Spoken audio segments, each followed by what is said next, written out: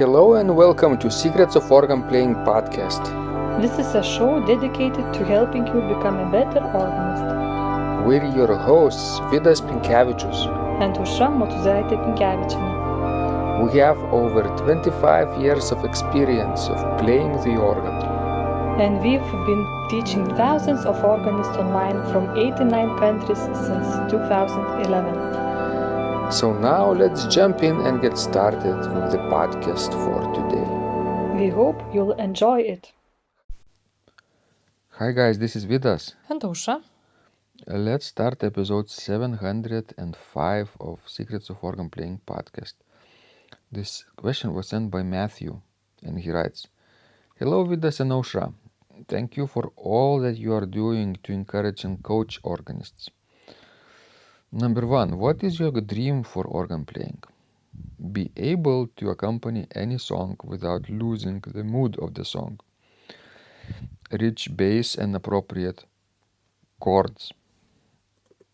Number 2, what are 3 most important things that are holding you back from realizing your dream? A. Fingering. B. Unable to play soprano and alto on right simultaneously, bass and alto on left simultaneously. And C. Knowledge of chords. Best regards, Mathew. Well, from the wording of this question, I get a feeling that Mathew hasn't been playing on the organ for a long time. Yes, for very long. It seems like that. The terms that he's using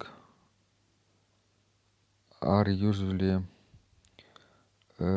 quite general. They're meant for people who are not specialized, right? Who haven't, let's say, studied formally. Yes. So like knowledge of chords, we would say harmony. Yes, definitely. Music theory. Or even at the music beginning, theory, and then, yeah. Before harmony, you keyboard harmony. You cannot neglect theory, because harmony is a second level. Yes. From theory. Harmony is basically a subject which deals with the chords in keyboard notation, basically 2 voices in each hand, right? At least 4 voices, right? And music theory just teaches you various elements of music, starting with scales, modes, intervals, and then chords. Yes, music theory doesn't, teaches the names of the chords and how to recognize them, how to do inversions, but it does not teach you how to connect those chords together in the right way. Yes, how to create a meaningful passage of music using those chords. That's what harmony teaches you. Music theory might concern about 1 or 2 chords, like a dissonant chord and its resolution to the tonic chord. Yes, but not a wider passage. Yes. Okay, so Mathew wants to accompany any song without losing the mood of the song. Rich bass and appropriate chords. So yes, he needs to select appropriate harmony to the melody of the song. But if you are an experienced musician, you really, and you want to accompany somebody, you really need to play it from the score. I think you need to find a score and play from it, not to add your own chords. You might be able to do that in the future, but as a beginner, I think it wouldn't be really smartest idea. Let me put it that way. Supplying your own harmony to the original melody, a hymn or another kind of sacred song or a secular song, you just supply a harmony. It's called harmonization. It could be without pedals, it could be with pedals. The melody could be in the right hand, or it could be in the left hand, or whatever you choose texture, right? But this process is basically creating new piece of music. So let me make an analogy with a different field in terms of literature. Then you would understand it better, because people read books, right? More often than play music, or at least Yes. newspapers or magazines, or now on the phone something, right, from the Just titles of the articles articles. Yeah, but they and read, watching pictures. they read. And what Mathew needs to do is, of course, to harmonize and create new short pieces of music. So in literature, you would actually compare it to being able to write an essay, let's say an essay or a short paragraph, right? Like a story, maybe like a short story based on a certain theme. A theme, like a pre-existing theme that is given to you or you choose for yourself. So how realistic is that if you are not a reader first? You have to be a reader first and then writer second. Correct, Ausra? Yes, that's correct. And I've read somewhere, I've read somewhere that you have to read 100 books in order to be able to write one. It's maybe generalization, maybe it's over exaggerated version, but it was, I think, a citation from one of those French creators of encyclopedias from the 18th century. And of course, they knew the knowledge of encyclopedic things, and they knew the necessity of read so many books, 100 books, and then be able to write one skillfully, So what I'm getting into is actually you have to play musical compositions first, and only then probably aim to harmonize or create your own compositions. Yes, and how to achieve, for example, rich bass. If you are accompanying somebody and you want to have rich bass, you need to play the lowest voice on the pedal board with adding, Mhm. 16 foot and other organ stops.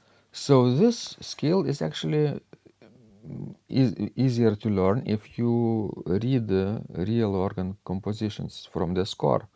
And if you do 100 of them over the course of several years, right, or sooner, you will be able to do that. And hymn playing, hymn accompaniment might do a great thing here, because learning to accompany hymns, you can learn all these things, to play rich bass with the pedal line, and you can see how, chords are connected between themselves, because it's usually written in the hymnals, the four voice, harmonization.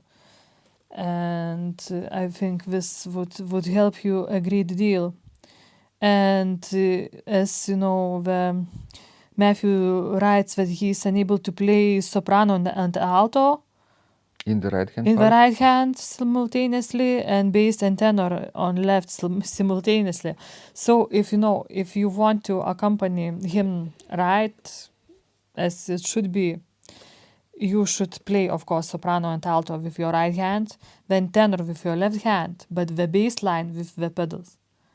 And it really, annoys me that very often church organists double the bass line in the left hand with the pedal line.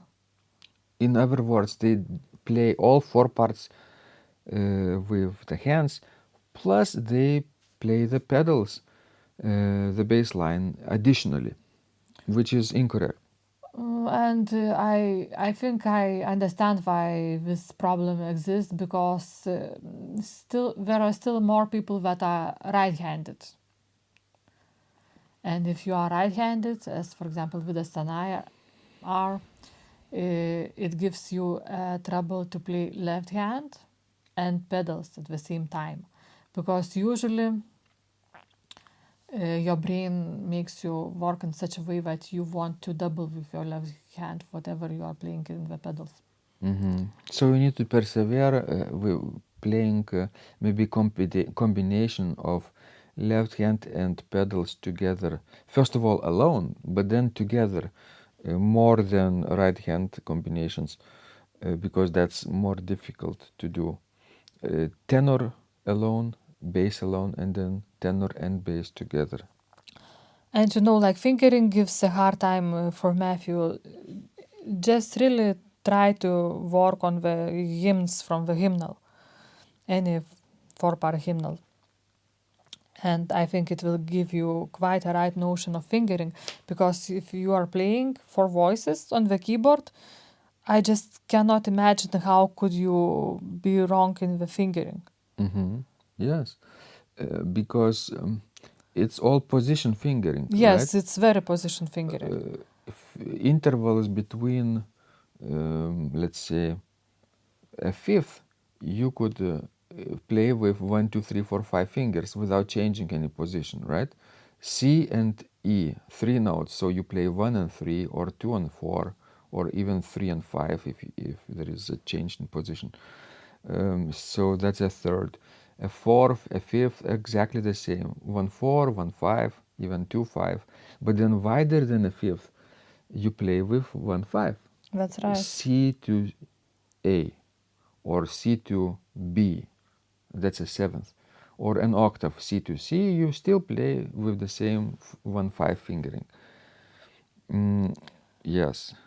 Well, and as about losing the mood in the middle, let's say, of a hymn or of a song that you are accompanying, what would keep you in the right mood all the time? That if you could sing, whatever you are accompanying, you could sing the melody along while you're accompanying it, because that would help you, to keep up with the congregation or soloist or choir or whatever you are accompanying.